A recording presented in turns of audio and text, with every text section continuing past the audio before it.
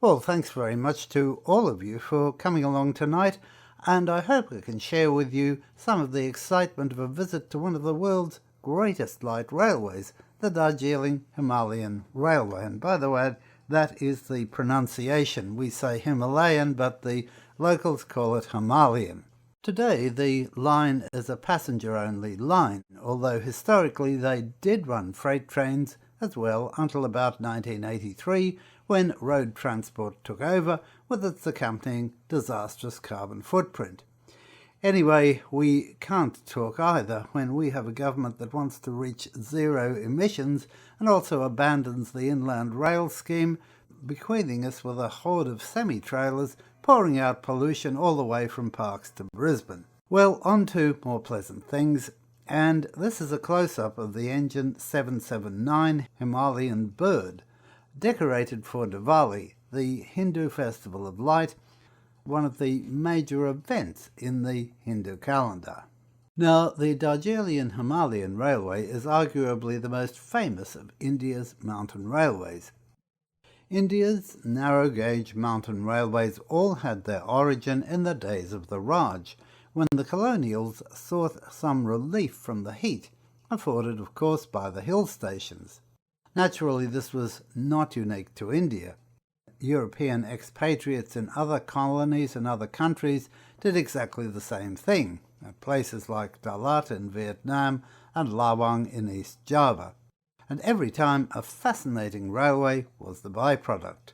As always, the area was worth visiting, so let's take a look at some of the scenery around Darjeeling.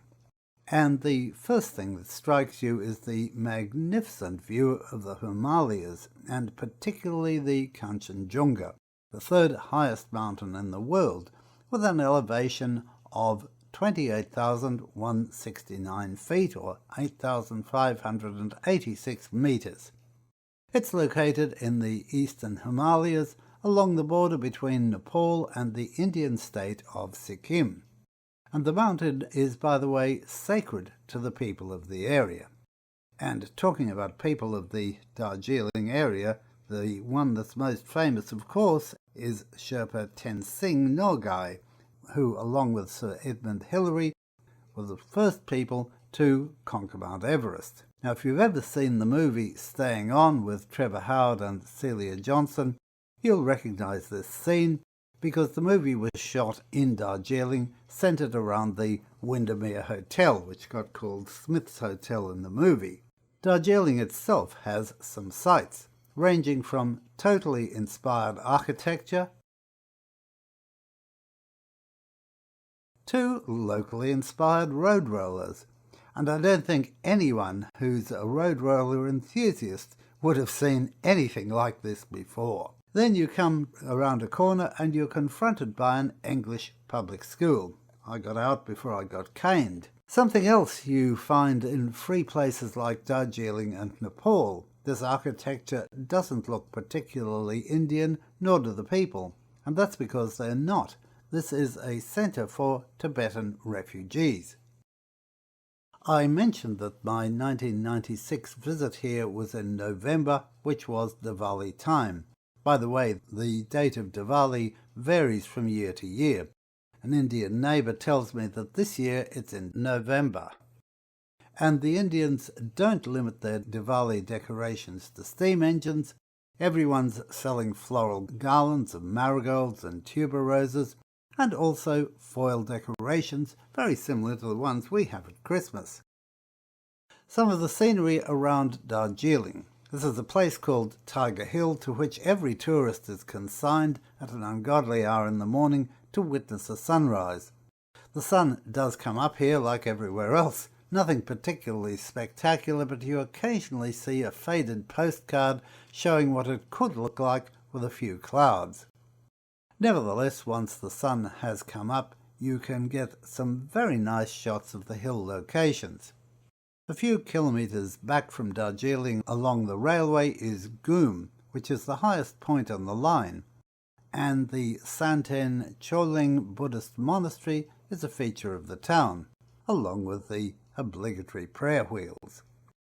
And now that we're on the subject of metal wheels, let's take a look at India's narrow-gauge mountain railways. Firstly, the Kalka-Shimla Railway, connecting the two towns in Himachal Pradesh.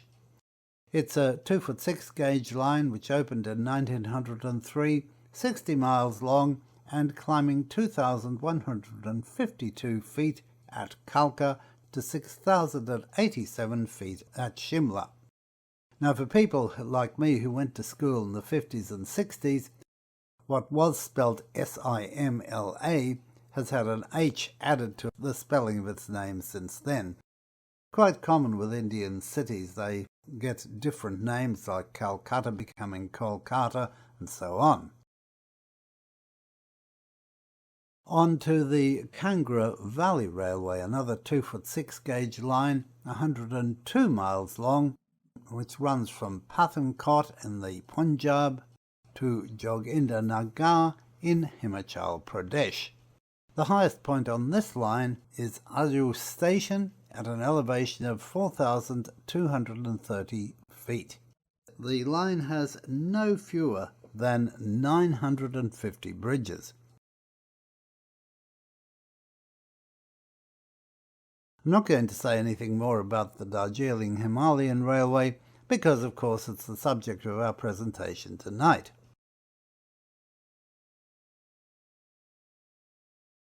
Now, the Matharan Railway, a 2-foot gauge railway, 13 miles long, which connects Naral to Matharan in the Western Ghats. In the journey, the line rises from 131 feet above sea level to 2,625 feet, and the line has got a ruling grade of about 1 in 20.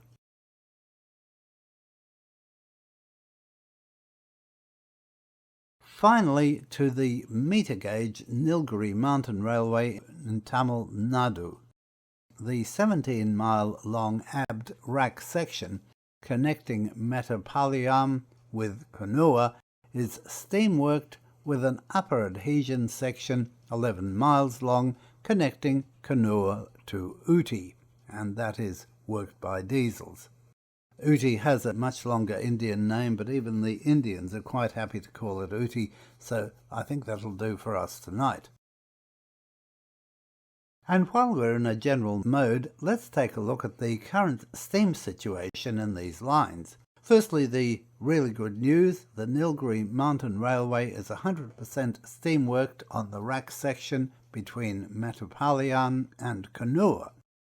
Diesels work the adhesion section between Kannur and Ooty. Now, even if you've never visited this line, you've probably seen it if you have a large enough TV. Our friend Mr. Dimla Tea has done scores of commercials saying how his tea comes from the beautiful hills of Sri Lanka, which it may do, but if you take a look at one of his commercials, you'll clearly see one of the Kannur rack engines ascending the hill in the background. Now to one of the lines which, as far as I know, Mr. Dimla Tea and his disoriented video camera crew haven't visited. The Kalka-Shimla line is 100% diesel operated. Some years ago, a 262 KC class number 520 was restored and made available for charter.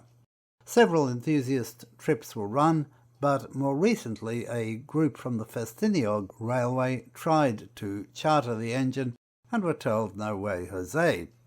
As far as I know, the charters that have taken place were over only a section of the line and not all the way from Kalka to Shimla. Well, now to brighter news. The Kangra Valley Railway is 100% diesel operated, although there have been odd trips for enthusiasts using ZB class engines, which incidentally weren't the principal motive power in steam days. But in June this year, ZB class number 66 was transferred to the railway with the intention of making it available for steam trips. When these trips are going to start, I don't know, but watch this space. Now to the Matharan Hill Railway. Again, 100% diesel operation. Some years ago, a B-class tank engine was transferred from Darjeeling to work specials on this line. We know that the engine was converted to oil firing, but its current status is uncertain, and I'm unaware of any tour groups having run a steam special on this line recently. The original Mataran engines were clean Lindner locomotives, and various examples are stuffed and mounted around the place. Engine number 740 has been a bit more lucky. It made its way to the UK, and it's currently undergoing a very thorough restoration by the Darjeeling Locomotive Trust. This is their website, and they have very good photographic coverage of everything that they're doing on the restoration of the engine. All of which brings us to tonight's main focus, the Darjeeling Himalayan Railway. And this, by the way, is one of their special engines, number 779 Himalayan Bird, which is still in operation today for tourist trains, about which a bit more later. Up until 1948, the operation was privately owned by the Darjeeling Himalayan Railway Company. In that year, the railway was purchased by the Indian government and became part of the National Rail Network. Full nationalisation of the rail network occurred in 1951, and that included the DHR. As you can see, there were a couple of reshuffles within the rail network, but today this line is part of the Northeastern Frontier Railway, and you'll see the engines and the carriages have NF on their sides, for Northeastern Frontier, of course. As with most other Indian narrow-gauge mountain railways, normal services today are diesel-hauled, but steam is available to tourist trains, and in the case of the DHR, there's definite availability of engines, although the number that are actually in serviceable condition is debatable. The railway runs steam specials in the tourist season between Darjeeling, Kurseong and return. Obviously, the Darjeeling Tourist Authority is very keen to promote their tourist trains, which they do via this website. And as you can see, it contains some amazing images of the DHR, which would make any Queensland rail fan feel at home. I don't know how they got hold of this shot, which was an ARHS tour to Southport, just before the old Gold Coast line closed. I think of people who might be listening tonight. Bob Goff, Danny Sheehan and John Knowles would have probably been the only ones on that trip. And in any case, I'd be very interested to hear their recollections, as I'm sure the rest of us would be. I guess it all goes to show that Mr. Dibblard is not the only one for whom any photo is fair game when it comes to appropriating images. Well, back to the area of reality. The DHR is about 55 miles or 89 kilometers in length.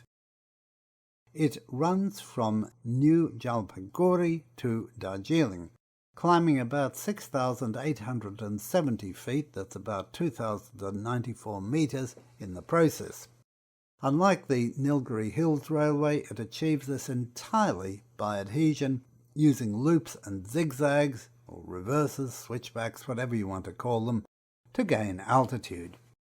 Now today, the DHR is simply a line connecting New Jalpaiguri to Darjeeling, but in its earlier history there were two branches in the lowland part of the line. The first ran from Panchanai to Kishanganj and was later converted to meter gauge.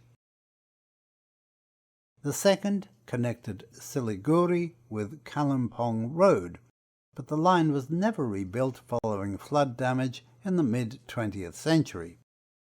Now this next slide illustrates the gradient profile on the line. Without getting heavily into railway civil engineering, I think there's a general consensus that anything much beyond 1:30 is stretching a friendship as regards adhesion. Well, you can see that the DHR hovers around and often exceeds that limit. There's a pinch of 1 in 18 at one point along the line, and we'll see that when we look at the video.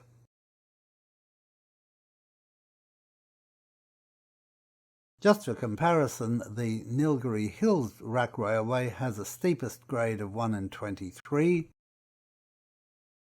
The West Coast Wilderness Railway in Tasmania has a steepest grade of 1 in 16.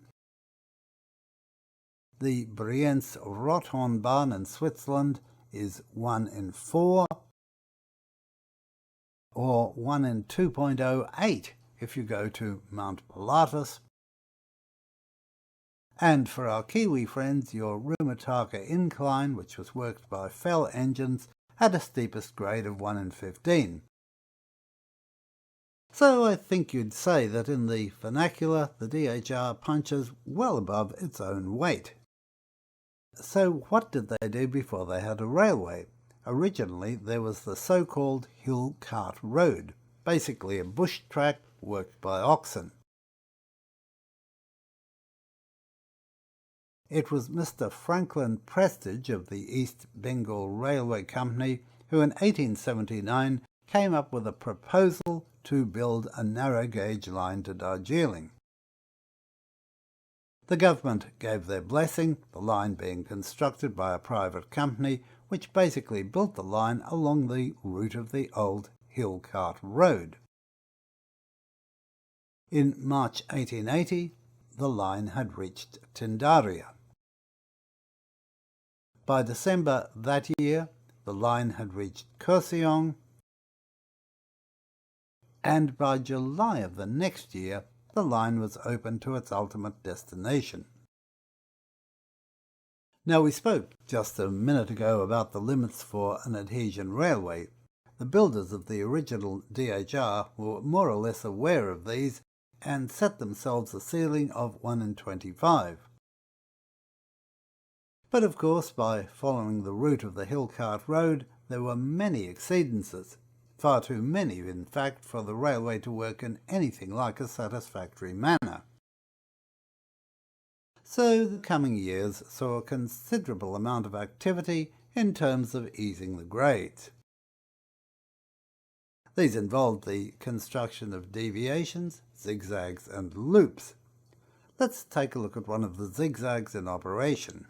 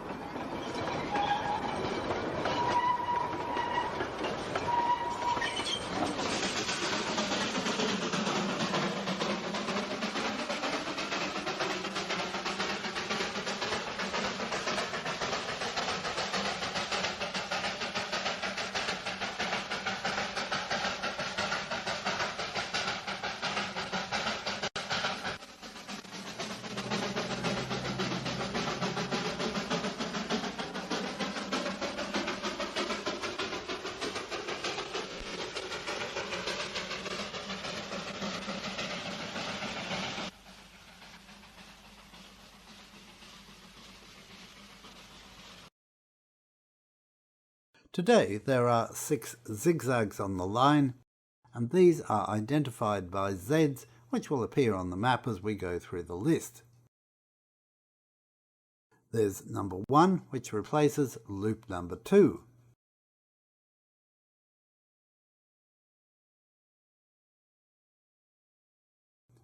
Number 2, just above Rangtong. Number 3 at so-called Tiny Tin. Number 4 near Chunbati. Number 5 near Agony Point. and number 6 at Shell Siding between Gayabari and Mahanadi. And here we have an historic photo of zigzag number 6, the one between Gayabari and Mahanadi, shortly after construction. Now to the loops, and let's see one of them in operation.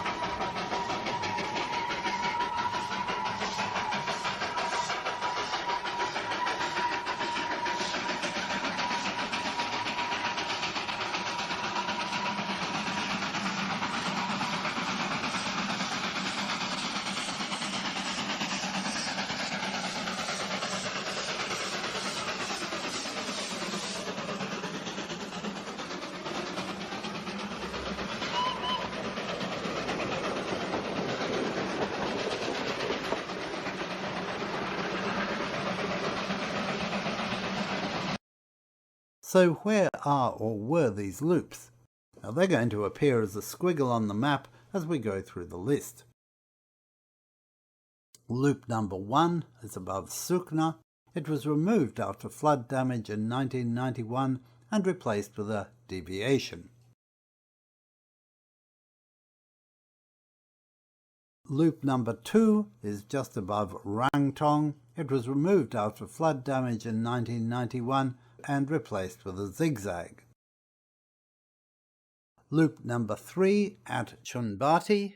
Now it's the first loop on the system. Loop number 4 at Agony Point, the tightest curve on the system. And loop number 5, the Batazia loop, the celebrated double loop. And here are some plans of the loops plus an artist's impression of Agony Point, which is the one we've just seen in the video. These are taken from a 1923 book about the railway, which by the way was reproduced in the late 20th century by Jetsam Publishing House in Darjeeling. And here's an illustration from that same book of what loop number 1 looked like when it was in existence.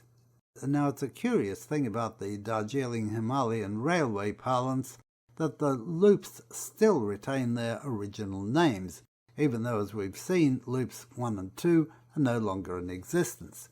So Chunbati, which is now the first loop in the system, is still known as loop number 3 and not loop number 1. Now, of course, to the greatest loop of all, the Batazia double loop. Here's how it looked around 1920, a shot you couldn't get today because the trees have all grown up. And this is what it looked like in 1996. And now the same view with a train in it. Going to something a little less spectacular, but equally vital for the existence of the railway, Tindaria Works. They opened in 1914 and have quite a capability because, as we'll see later, they've actually constructed some of the steam and diesel engines used on the line. And Tindaria has a number of sidings because it's also at this point where locomotive change takes place on DHR trains. Now for something that's not so pretty, but still very much a part of the DHR scene. Landslips, washouts and avalanches have been and continue to be a major problem as regards the railway, which may be out of action as a result for many months. Obviously, the railway is particularly vulnerable to this sort of damage during the monsoon season, July to September. Because the road and the railway run close together, the road also falls victim to this sort of mishap. Now, no doubt you'll probably be amused to know that the building of the railway in the first place was justified because they thought it would be a good thing to help facilitate repairs to the precious Hillcart Road.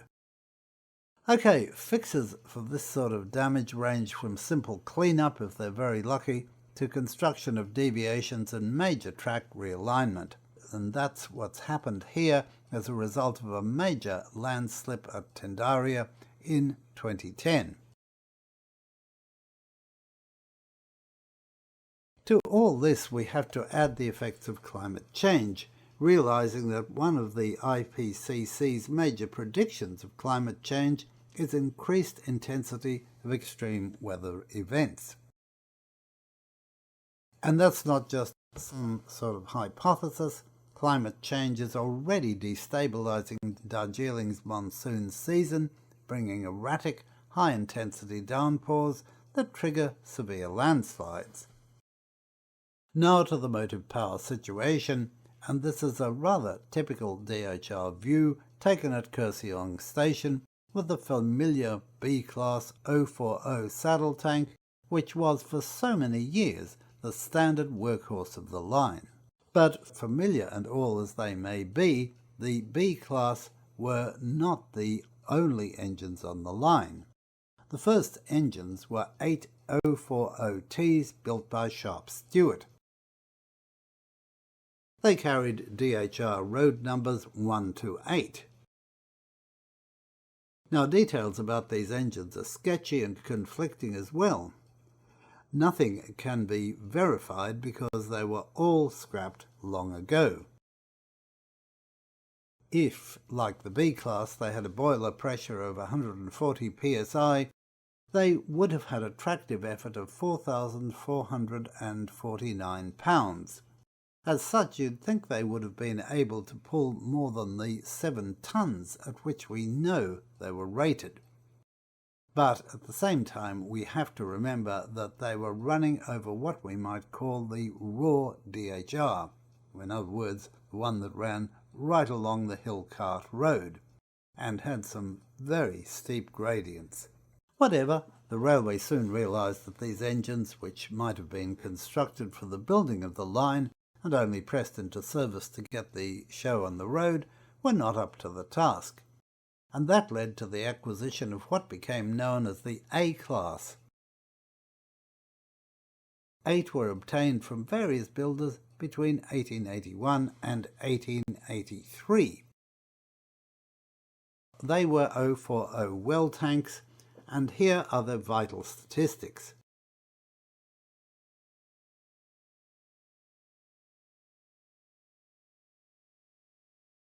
All had been scrapped by 1954, the class having been swept aside by the introduction of the B-class in the next decade. But if you want to own a G-scale live steam model, Roundhouse Engineering in the UK, who by the way also make G-scale live steam models of other DHR locomotives, can help you out. And so to the famous B-class 040 saddle tank.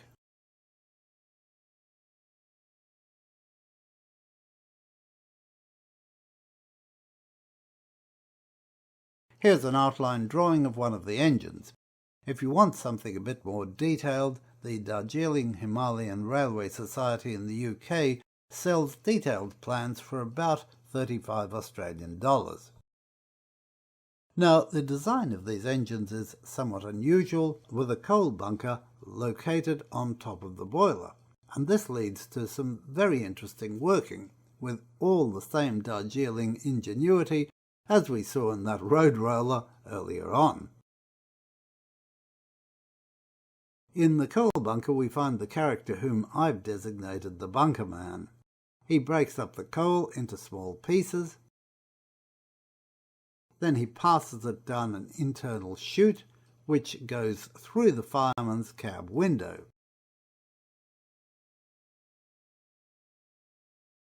The fireman then finally passes the coal into the firebox. These two characters are pretty active guys. Let's see them in action. Firstly, the bunker man.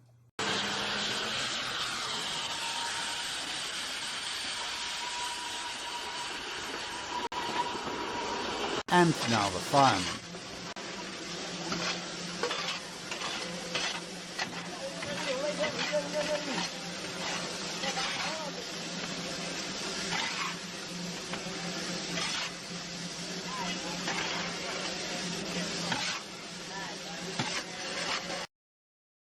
Here are the vital statistics of a B class.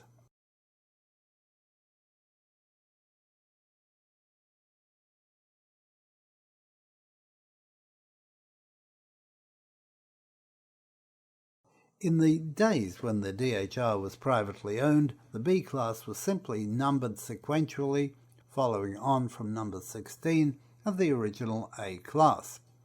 But once the DHR became part of Indian Railways, the engines were renumbered 777 to 806 in 1957, according to Indian Railways convention. So, where are these engines today? At least 4 B-class are known to have been scrapped and approximately around half of the original 34 preserved somewhere in India. In the 1970s, 4 B-class locomotives were sold to Coal India for potential industrial use in Assam's coalfields, and at least some have been preserved there. And we spoke earlier about the engine that was transferred to the Matharan Railway. The DHR claims that all of the locomotives remaining at the Darjeeling sheds are in operable condition.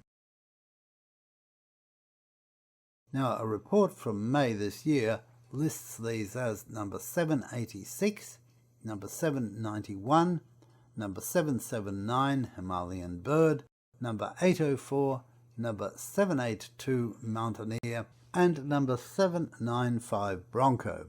Now, the latter two are doubtful starters according to recent visitors, but not according to the railway, who are ever hopeful. Only one B-class ever left the railway to go to another country. Number 778 went first to America and then to various owners in Britain, eventually finding its way to the Stratford Barn Railway and acquiring a tender in the process.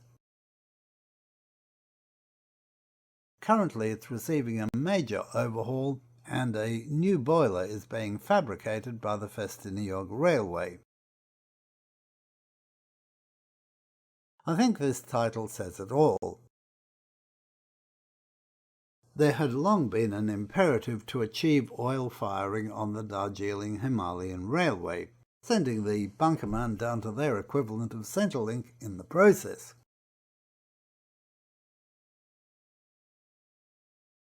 The guinea pig for conversion was number 787, and convert it they did. Maybe the guy who designed that road roller was their consultant. I don't know how many rail fans would be attracted to a steam contraption like this, with not just one but 2 diesel engines rumbling away at the same time.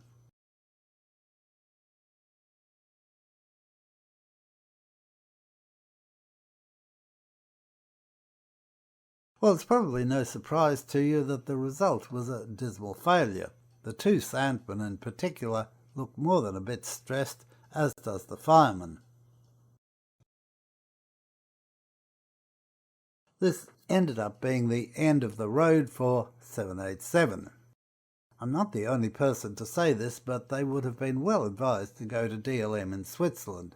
Okay, the DHR doesn't need a rack loco, but those high-efficiency boilers that have been used on the Swiss rack locos built by DLM and their high-speed steam engines could have contributed to real, viable 21st century steam power for the DHR.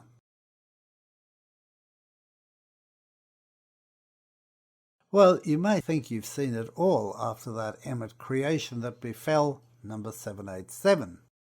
But for many years there were rumours that at one stage at least one B-class had been streamlined. Most people discounted this story as fabrication until in the last couple of years this authentic photo of a streamlined B-class turned up. Unlike the famous photo of a streamlined schools class whose streamlining was just a wooden mock-up. This engine, of course, was very much in steam, and what befell the Sandman I don't know.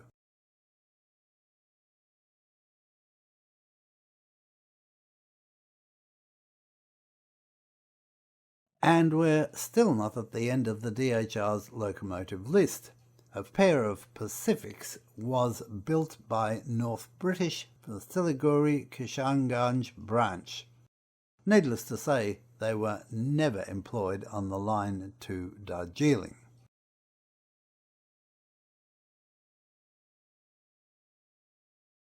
An engine that was, though, was the DHR's Seoul Bayer Garrett.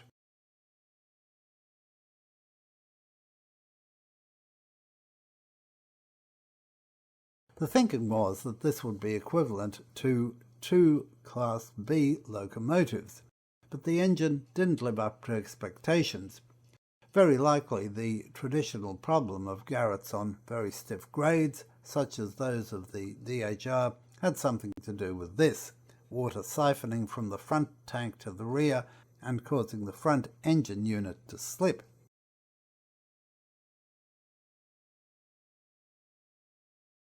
And finally, from the DHR's biggest power to its smallest. Baby Sivok was a contractor's engine used on the construction of the Lowland branch lines, but miraculously it has survived. Built by Orenstein and Koppel as the small standard 20 horsepower well tank, it's been restored to operational condition by Tindaria Works and Darjeelingized in the process.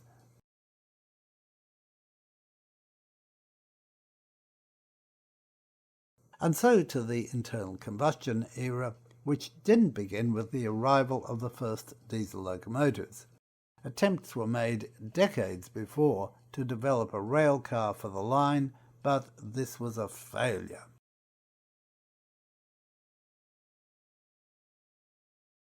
The diesel locomotive era proper began with the transfer of 2 NDM6 diesel hydraulics from the Mataran Railway to the DHR. They have been joined by another 6, which have been built either by SAN Engineering or the Locomotive Works at Tindaria, and the most recent one arrived in 2026.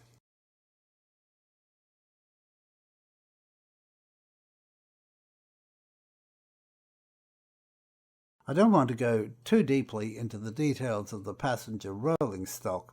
The original passenger vehicle was a 4-wheeled trolley with a canvas roof and 2 wooden benches for seats. Subsequently, bogie rolling stock was introduced with carriages 26 feet in length. In the last few years, air-conditioned carriages have become available. And here's the present-day situation, along with a shot of the interior of one of the specialty carriages. A far cry from a 4-wheeled trolley with a canvas roof and 2 wooden benches for seats. Anyway, let's get back to steam and the B-class. In the interest of time, I've cut the lowland footage from this video, which is obviously not as exciting as the actual hill climb.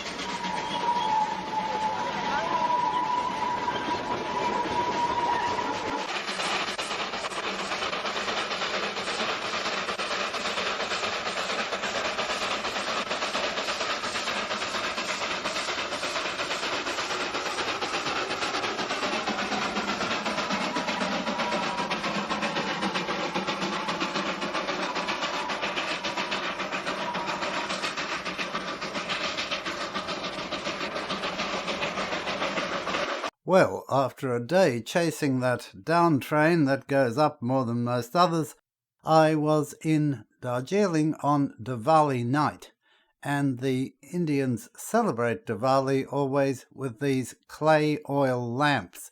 But the good news is they also celebrate it with fireworks, and the really good news is, unlike here, you can go and buy your own and let them off.